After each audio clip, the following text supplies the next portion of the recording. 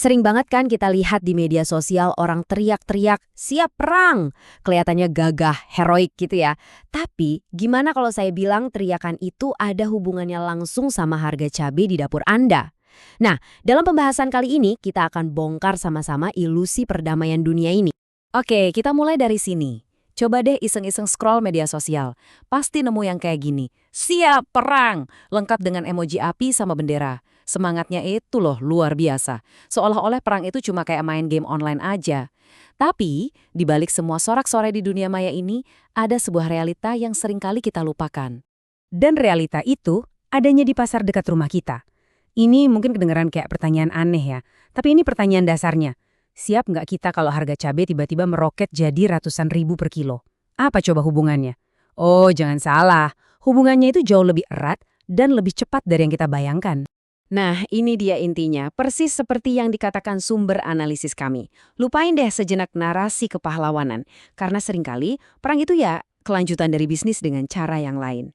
Pelurunya mungkin benar dari Mesio, tapi sasaran utamanya itu jalur perdagangan, sumber daya, dan ya ujung-ujungnya keuntungan ekonomi.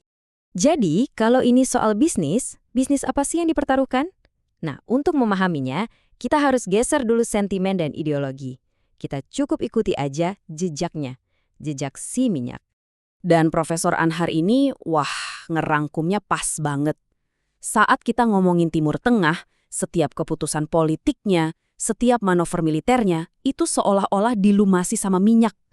Minyak itu bukan lagi sekedar bahan bakar, tapi udah jadi darah yang mengaliri politik dan ekonomi global. Sekarang saya mau Anda fokus sama satu angka ini. 25%. Kelihatannya sepele ya, cuma angka. Tapi jangan salah, angka ini punya kekuatan untuk mengguncang seluruh planet kita. 25% dari apa coba? Ini bukan data sembarangan loh. Angka inilah yang bikin para pemimpin dunia, para ekonom, dan para jenderal itu nggak bisa tidur nyenyak di malam hari. Inilah jawabannya. Seperempat dari seluruh pasokan minyak mentah di dunia, dan semuanya itu harus berdesak-desakan lewat satu koridor yang super sempit. Bayangin deh, ini arteri utama logistik global, tapi lebarnya cuma selemparan batu. Dan koridor itu namanya Selat Hormuz. Ini bukan sekedar selat biasa. Ini adalah urat nadi ekonomi global. Kalau jalur ini sampai mampet, mau karena konflik, blokade, atau insiden apapun, ekonomi dunia itu bisa langsung kena serangan jantung dalam hitungan jam. Bukan hari ya, tapi jam. Oke, sekarang kita masuk ke bagian yang paling menarik. Perang modern itu ternyata bukan lagi soal adu gede-gedean anggaran militer. Ini udah jadi pertarungan antara strategi yang cerdas melawan kekuatan finansial yang mahal banget. Coba kita lihat Iran deh.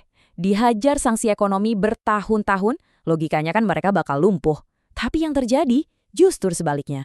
Keterbatasan itu malah memaksa mereka buat berinovasi gila-gilaan. Mereka nggak bisa beli yang mahal, jadi ya mereka ciptakan sendiri yang efektif dan murah. Dan ini buktinya. Coba lihat perbandingan ini. Di satu sisi, ada alutsista canggih dari barat yang harganya jutaan dolar. Di sisi lain, ada drone buatan Iran yang harganya mungkin cuma setara harga mobil keluarga. Tapi, drone murah ini bisa melumpuhkan target yang nilainya ratusan kali lipat. Nah, ini yang namanya strategi asimetris yang brilian. Tapi, perang itu nggak selamanya soal strategi militer atau minak. Kadang-kadang alasannya jauh lebih simpel dan, terus terang aja, lebih sinis. Yaitu sebagai pengalihan isu. Ini tuh jurus politik paling klasik di dunia. Kalau lagi punya masalah di dalam negeri, gimana caranya? Ya cari musuh di luar. Kita lihat contohnya pada Trump yang pusing sama isu pajak. Atau Netanyahu yang menghadapi tekanan pengadilan internasional. Apa cara termudah biar rakyat lupa sama masalah domestik? Ciptakan ancaman dari luar. Perang jadi exit strategi yang paling manjur. Oke. Setelah kita ngomongin geopolitik yang jelimet ini, ayo kita tarik lagi benang merahnya kembali ke tempat yang paling penting buat kita semua. Ya, ke dapur masing-masing. Coba perhatikan alur yang kayaknya nggak terhindarkan ini. Semua berawal dari satu konflik kecil di titik strategis. Seketika, pasokan minyak dunia keganggu. Biaya asuransi kapal tanker langsung meroket. Akibatnya, biaya logistik dan transportasi membengkak gila-gilaan. Dan siapa yang nanggung beban paling akhir? Ya kita. Saat harga semua bahan pokok di pasar tiba-tiba naik. Jadi, di abad ke-21 ini, peluru yang dampaknya paling kita rasakan mungkin bukan yang terbuat dari timah panas. Pelurunya adalah inflasi. Senjatanya adalah kenaikan harga beras, minyak goreng, dan cabai. Serangannya nggak ada suaranya, tapi langsung menghantam dompet kita. Terus, di mana posisi Indonesia di tengah semua kekacauan ini? Nah, inilah dilema besar kita. Gimana caranya kita menavigasi dunia yang makin terbelah jadi dua kutub kekuatan yang saling berhadapan? DNA diplomasi kita dari dulu kan bebas aktif. Sebuah prinsip yang visioner banget. Kita nggak ikut-ikutan blok barat atau timur, dan kita berusaha aktif menciptakan perdamaian. Ideal banget kan? Masalahnya, dunia sekarang itu udah beda. Bukan cuma soal barat dan timur.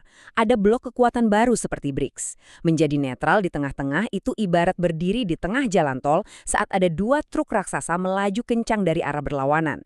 Diam di tempat justru bisa jadi pilihan yang paling berbahaya. Pada akhirnya, kita harus ingat pelajaran paling pahit dari sejarah. Perang itu nggak pernah menghasilkan pemenang sejati. Yang ada hanyalah sebuah kontes menyedihkan tentang siapa yang sanggup bertahan paling lama di tengah kemelaratan dan kehancuran. Ini bukan soal menang atau kalah, ini soal ketahanan. Dan ini semua meninggalkan kita dengan satu pertanyaan mendasar yang mungkin bikin nggak nyaman. Di satu sisi ada prinsip bebas aktif yang luhur. Di sisi lain ada realita ekonomi dan urusan perut rakyat. Jadi pertanyaannya, haruskah Indonesia tetap teguh pada idealismenya atau sudah saatnya kita memilih blok yang secara pragmatis paling bisa menjamin stabilitas dapur kita? Pilihan ada di tangan kita semua.